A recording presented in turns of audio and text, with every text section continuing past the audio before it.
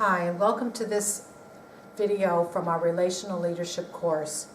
In this short video, we combine three general topics that sit alongside our ability to navigate negotiation and conflict. While staying focused on the task at hand is the best way to achieve high performance, there are times when the undertide of politics and the power pull of things in unexpected directions. In this video, we discuss principles of persuasion, types and influence or bases of power, and consider political strategy development.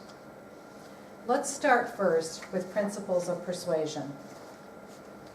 In addition to the video on persuasion that sits alongside this video, we can consider 6 basic principles of persuasion. First is the principle of reciprocity. People will feel obliged to repay in kind what's been given to them. It's also possible to persuade someone through a principle of scarcity. People typically overvalue things that are rare or dwindling in availability or difficult to acquire. Third is the principle of authority. People may be more easily persuaded by individuals perceived to be legitimate authorities. Next is consistency. People will feel strong pressure to be consistent with their own word and actions. Social proof. People often look to the behaviors of people who are like them for direction about choices.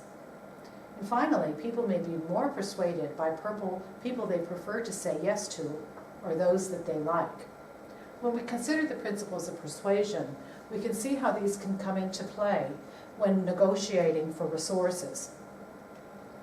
We also need to consider in negotiations the influence that people may have or the power that they may hold in the situation. We can consider 7 sources of power. In your readings, you will have readings from French and Raven regarding these sources. But in general, we can think of power as being coercive.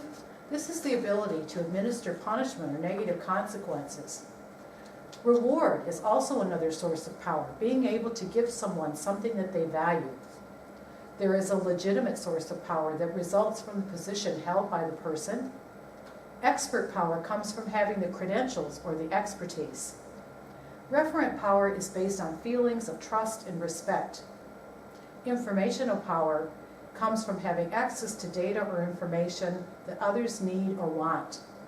And finally, ecological power is the control over physical environment, workflow, or technology. As you consider these sources of power, consider which ones are most important to relational leadership. Our third topic is politics.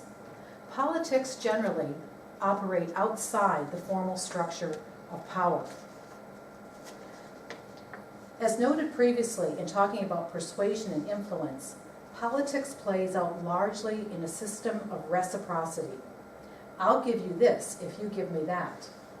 As such, it's also interest-based negotiation of sorts, though it may go largely unrecognized or uncommunicated.